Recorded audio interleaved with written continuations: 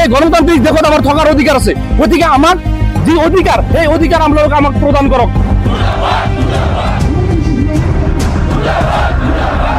BJP Harmit Singh ডাঙরিয়া আমি আহ্বান জানাব বিচাৰিছো যে আপোনালোকে আমাক মানৱীয়তাৰ দৃষ্টিৰে চাওক।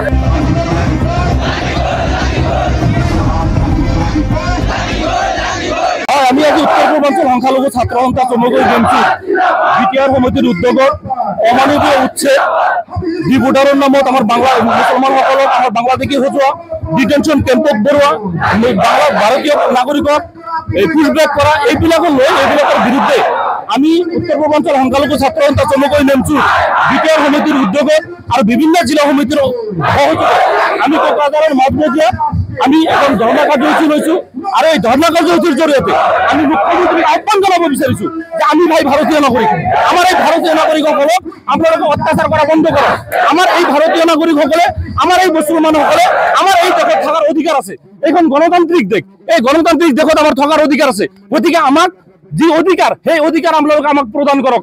যেহেতু আপোনালোকে এখন চৰকাৰ গণতান্ত্ৰিক চৰকাৰ আৰু এই গণতান্ত্ৰিক চৰকাৰ আৰু কল্যাণকামী চৰকাৰৰ প্ৰতিজন সংখ্যালঘু মানুহক তেওঁলোকে ন্যায় নিৰাপত্তা দিয়া তেওঁলোকৰ অধিকাৰ আৰু তেওঁলোকৰ কৰ্তব্য, কিন্তু সেইখিনি আমাৰ হিমন্ত বিশ্ব শৰ্মা ডাঙৰীয়াই কৰা নাই। কেৱল মুছলমানক বাছি বাছি তেওঁলোকে এফালৰ পৰা উচ্ছেদ কৰিছে, আকৌ ডিটেনশ্যন কেম্পত ভৰাইছে, আকৌ বাংলাদেশীৰ নামত আমাৰ ভাৰতীয় নাগৰিকসকলক পুছবেক কৰিছে।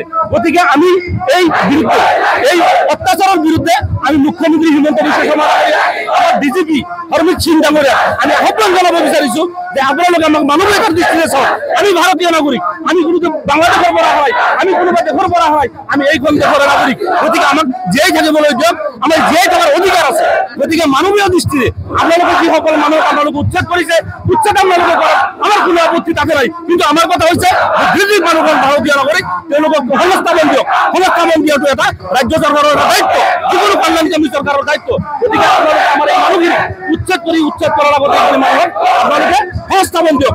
সংস্থাপন নিদিবলৈ যদি উচ্ছেদ কৰে এখন ৰজাৰ দেশ নহয়, এখন গণতান্ত্ৰিক চৰকাৰৰ দেশ, নিৰ্বাচিত গণতান্ত্ৰিক চৰকাৰৰ দেশ। গতিকে আপোনালোকক আমি আহ্বান জনাইছো, এই প্ৰতিবাদৰ পৰা আমি জেমচুৰ তৰফৰ পৰা আমাক আহ্বান জনাইছো, আমাৰ মুখ্যমন্ত্ৰীক আমি আহ্বান জনাইছো, আমাৰ গৃহমন্ত্ৰীক আমি আহ্বান জনাইছো যে আপোনালোকে আমাক এই দেশত থাকিবলৈ দিয়ক, আমাক এই দেশত বসবাস কৰিবলৈ দিয়ক। আমি শান্তিৰে বসবাস কৰিব বিচাৰিছো, আমি খাটি খোৱা অসমীয়া, আমি এইখন দেশৰ নাগৰিক, আমি বিদেশৰ পৰা অহা নাই। গতিকে আমি আমাৰ যি অধিকাৰ সেই অধিকাৰ আমাক সাব্যস্ত কৰিবলৈ দিয়ক আৰু সেই অধিকাৰ আমাক আপোনালোকে প্ৰদান কৰক।